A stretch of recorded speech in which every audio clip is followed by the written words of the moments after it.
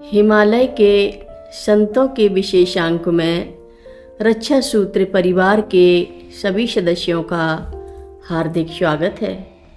बाबा जी के भक्तों को राम राम।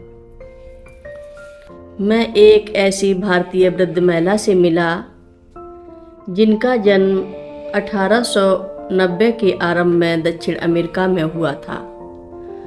उन्होंने अपने परिवार के साथ मिनेसोटा में एक सुखी और खुशहाल जीवन जिया।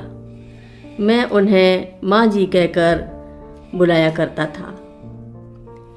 वह एक बहुत ही दयालु महिला थीं और हमेशा लोगों के साथ अच्छा व्यवहार करती थीं।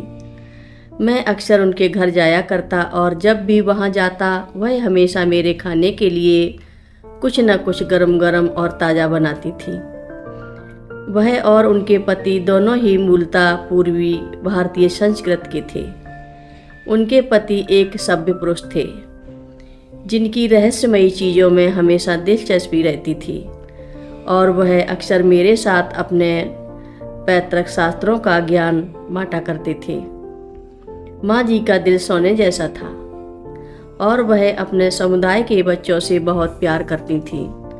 वह चाहती थी कि मैं उनके नाती पोतों को संगीत सिखाऊं और मैंने उनके एक पोते को कीबोर्ड चलाना भी सिखाया। माँ जी मिनेसोटा में कई बार मेरे घर आईं और हम दक्षिण अमेरिका में भारतीयों की शांतिपूर्ण जीवन शैली पर बातें किया करते थे।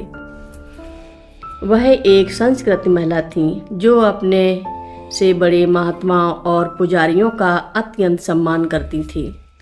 जब उन्हें यह पता चला कि मैं भी एक पुजारी हूँ तो उनकी खुशी का ठिकाना नहीं रहा। वह अक्सर पुस्तकें पढ़ती या फिर स्वेटर या शाल बुना करती थी। कुछ न कुछ मज़ेदार खाना बनाया करती। सच कहूँ तो माँ जी का साथ मुझे सुकून से भर देता था। जब मैंने अपने बेसमेंट यानी तलघर में एक संस्कृति मंडली की शुरुआत की तो उसमें सबसे पहला सार्वजनिक योगदान माँ जी और उनके पति का ही था। वह मेरे संगीत उत्सव और सामाजिक सम्मेलनों में शामिल होने के लिए अपने समुदाय के कई लोगों को इकट्ठा कर लेती थी। माँ जी एक दयालु महिला थीं जो विभिन्न समारोह, गतिविधियों और त्योहारों के आयोजन में हमेशा ही मदद किया करती थी। मैं हमेशा उनके साथ अपनी माँ जैसा व्यवहार करता और वह भी मुझे मेरी माँ की तरह सलाह इत्यादि दिया करती थी।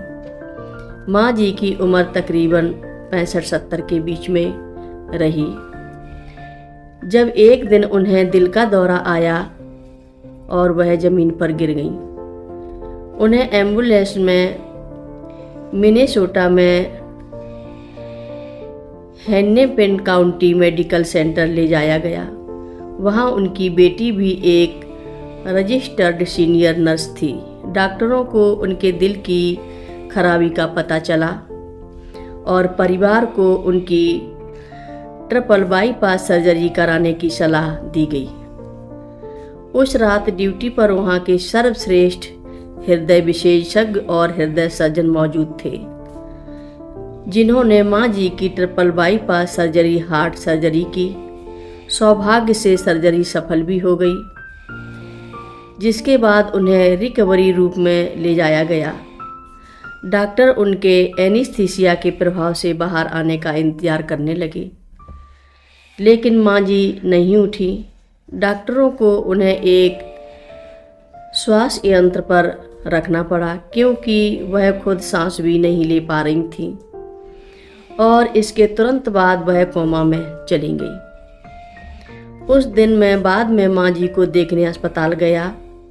मैंने उनकी कुंडली भी देखी और उसमें भी मुझे कुछ अशुभ संकेत दिखाई दिए।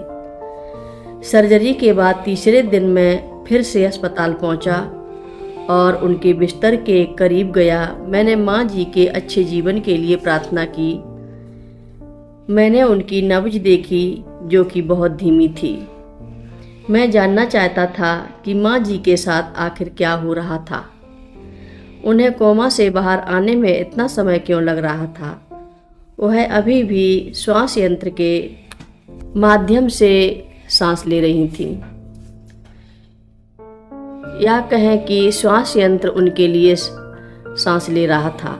मैं माँ जी के पास एक कुर्सी पर जाकर बैठ गया। मैं चाहता था कि मैं जो भी माँ जी से कहने जा रहा हूँ वह उसे सुने, इसलिए मैं और आगे की ओर झुक गया। कथा लंबी है, आगे की कथा सभी भक्तों को अगले भाग में सुनाएंगे। हिमालय के संतों की कथा सुनने के लिए सभी भक्तों का धन्यवाद। हर रोज महाराज जी की कथाएं सुनने के लिए रक्षा सूत्र चैनल को सब्सक्राइब करें, शेयर करें और लाइक करें। घंटी बजाना ना भूलें।